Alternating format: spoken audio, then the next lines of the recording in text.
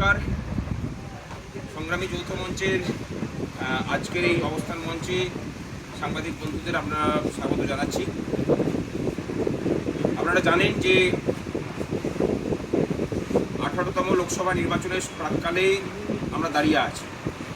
আমাদের রাজ্যে 7 দফাতে নির্বাচন অনুষ্ঠিত হবে, কিন্তু যে ট্র্যাডিশনটা আমরা দুঃখের হলেও দেখতে পাই যে ভারতবর্ষের প্রায় একমাত্র রাজ্য যেখানে মানুষ তার গণতান্ত্রিক মৌলিক অধিকারটুকু প্রয়োগ করতে পারেন না, অর্থাৎ নির্ভয়ে নিজের ভোট নিজে দেওয়ার মতো পরিস্থিতি এই রাজ্যে এখনও পর্যন্ত নেই। নির্বাচন কমিশনও সেই কাজটা সম্পূর্ণরূপে করতে অনেকটা ব্যর্থ হয়। এই জায়গায় থেকে দাঁড়িয়ে আমরা গত পঞ্চায়েত নির্বাচন থেকে যেভাবে ভোটকর্মীদের জন্য লড়াই আমরা শুরু করেছিলাম, সেই লড়াইটা জারি রাখছে। আমরা গতদিন নির্বাচন কমিশনের অফিসে গিয়েছিলাম।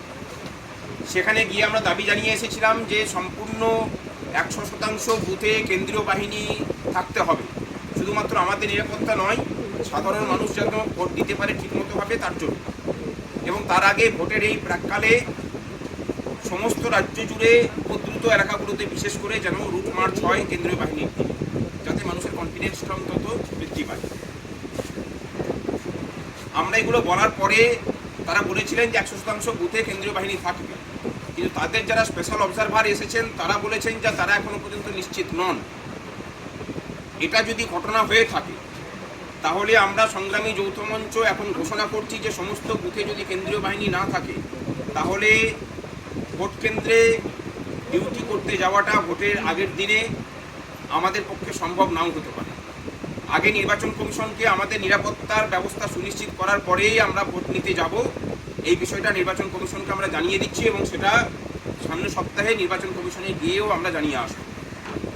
দ্বিতীয় যে বিষয়টা দেখা যাচ্ছে যে সিভিজিল যে অ্যাপ, সেই অ্যাপে অভিযোগ জানালে বিভিন্ন জায়গা থেকে অভিযোগ আসছে যে ডিএম এবং এসপিরা লোক পাঠিয়ে তাদের বাড়িতে হুমকি দেখাচ্ছে। গত পঞ্চায়েত নির্বাচনে আমরা হেল্প ডেস্ক চালু করেছিলাম, সেখানে সাধারণ মানুষেরও প্রচুর ফোন এসেছিল, আমরা সেগুলো নিয়ে ব্যবস্থা নিয়েছিলাম। আমরা এবারে ঠিক করেছি যে সংগ্রামী যৌথ মঞ্চের পক্ষ থেকে আজ থেকেই একটা হেল্প ডেস্ক আমরা চালু করলাম। আপাতত 2টো ফোন নাম্বার এবং একটা ইমেল আইডি আমরা দিচ্ছি। তাতে যারা অভিযোগ করবেন সেই অভিযোগকারীর পরিচয় গোপন রাখা হবে এবং নির্বাচন কমিশনকে এই অভিযোগের নিষ্পত্তি করার জন্য আমরা চাপ দেব। এবং তার সাথে এই যে 7টা দফার ভোট হবে, সেই প্রত্যেক দফাতে আমরা লোকসভা আসন কেন্দ্রিক একটা করে হেল্পলাইন চালু করব, সেখানে ভোটকর্মীদের নিরাপত্তার বিষয়টা যুক্ত থাকবে। এবং তারই সাথে নির্বাচন কমিশনে আমরা যেদিন গিয়েছিলাম সেদিন তারা জানিয়েছিলেন যে এই হেল্প ডেস্ক যদি আমরা চালু করি, অর্থাৎ সংগ্রামী যৌথ মঞ্চ যদি চালু করে, তাহলে নির্বাচনের সাথে যুক্ত কর্মচারীরাও যেমন কনফিডেন্স বেশি পাবেন, কারণ তারা স্বাভাবিকভাবেই আমাদের কাছে অভিযোগ বেশি জানাবেন, ঠিক সেরকমভাবে মানুষের কাছ থেকেও হয়তো অভিযোগ বেশি আসবে, তারা মান্যতা দিয়েছিলেন। এবং তারই সাথে তারা বলেছিলেন যে এই ভোট প্রক্রিয়াকে যাতে স্বচ্ছভাবে করা যায় তার জন্য আপনাদের সহযোগিতা প্রয়োজন। এমনকি কোন এলাকাতে রুট মার্চ হবে সেই রুট মার্চের এরিয়া নিয়েও যদি আমাদের পরামর্শ থাকে তাহলে সেই পরামর্শ ওনারা চেয়েছেন। আমরা অলরেডি কাজ শুরু করেছি এবং তারই সাথে সাথে গোটা রাজ্য জুড়ে যেসব আধিকারিক নির্বাচন কাজের সাথে যুক্ত, যারা পক্ষপাতমূলক আচরণ করছেন, আমরা সেগুলো নোট করছি। খুব তাড়াতাড়ি সেগুলো আমরা নির্বাচন কমিশনের হাতে আমরা দিয়ে আসব।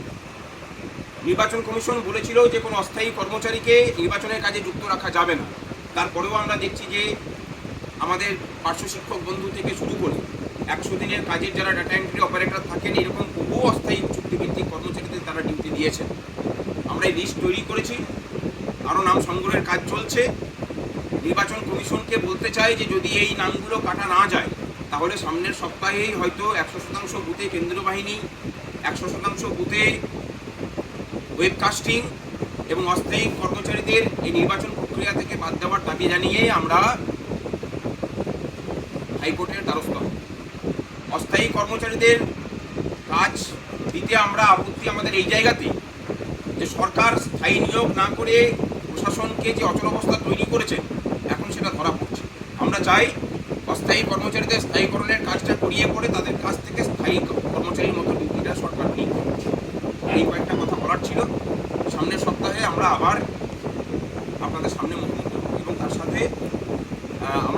সময় চেয়েছি, কবে সময় দেয় দেখি, না হলে পরে আমরা যে কোনো দিন আপনাদেরকে জানিয়ে দেবো যে আমরা কবে নির্বাচন কমিশনে যাচ্ছি।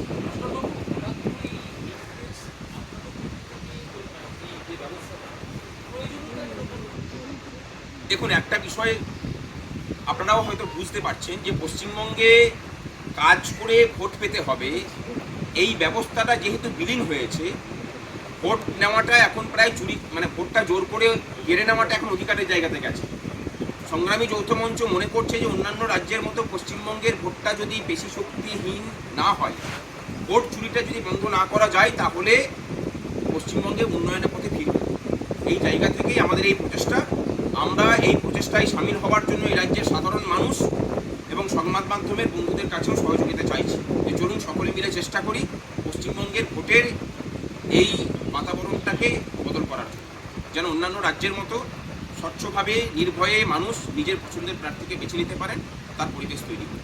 ভাস্করবাবু, অনেক জায়গায় দেখা যাচ্ছে শারীরিকভাবে প্রতিবন্ধী কর্মচারীদেরও ডিউটি দেওয়া হচ্ছে, এই ব্যাপারে আপনাদের সংগঠন কি স্টেপ নিচ্ছে? শারীরিকভাবে প্রতিবন্ধী কর্মচারীদের ডিউটি দেওয়া যায় না, তারপরেও যদি কোথাও দেওয়া হয়ে থাকে তারা আমাদের এই যে মেল আইডি দিয়েছি সেই মেল আইডিতে তারা অভিযোগ জানান, আমরা নির্বাচন কমিশনের সাথে কথা বলে তাদের ডিউটি কাটানোর ব্যবস্থা করি। নির্বাচন কমিশনের নিজস্ব ব্যবস্থা রয়েছে অভিযোগ জানানোর, তারপরেও আপনাদের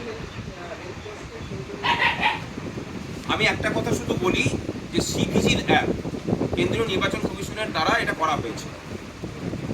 অভিযোগ আসছে বিভিন্ন জায়গা থেকে, আমাদের কাছে অভিযোগ এসেছে যে সিভিজিল অ্যাপে অভিযোগ করলে পরে নিয়ম অনুযায়ী সেই